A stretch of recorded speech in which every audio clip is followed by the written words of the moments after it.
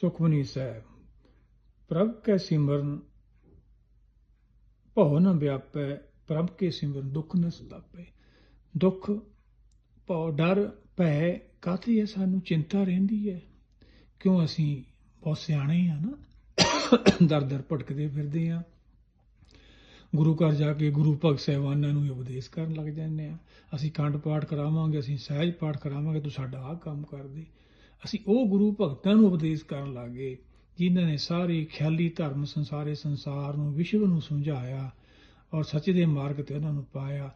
ਆਪ ਵੀ ਕਹਿੰਦੇ ਆ ਬਾਣੀ ਸੱਚੀ ਹੈ, ਪਰ ਅਸੀਂ ਆਪ ਨਹੀਂ ਮੰਨਦੇ ਹੈਗੇ। ਕਿਉਂ ਨਹੀਂ ਮੰਨਦੇ?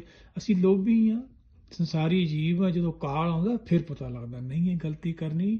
ਆਓ ਸਾਰੇ ਮਿਲ ਕੇ ਆਪਾਂ ਰੱਬੀ ਬਾਣੀ ਨਾਲ ਜੁੜੀਏ, ਦਾ ਲਾਹਾ ਲਈਏ, ਸਾਡਾ ਸੰਸਾਰ ਤੇ ਆਉਣਾ ਸਫਲ ਹੋਵੇ। ਜਿਨੀ ਨਾਮ ਤੇ ਆਇਆ ਗਏ ਮਸਕਤ ਕਾਲ, ਨਾਨਕ ਤੇ ਮੁਖ ਉਜਲੇ, ਕੇਤੀ ਛੁੱਟੀ ਨਾਲ ਆਪਣਾ ਵੀ ਸੰਸਾਰ ਤੇ ਆਉਣਾ ਸਫਲ ਹੋਵੇ।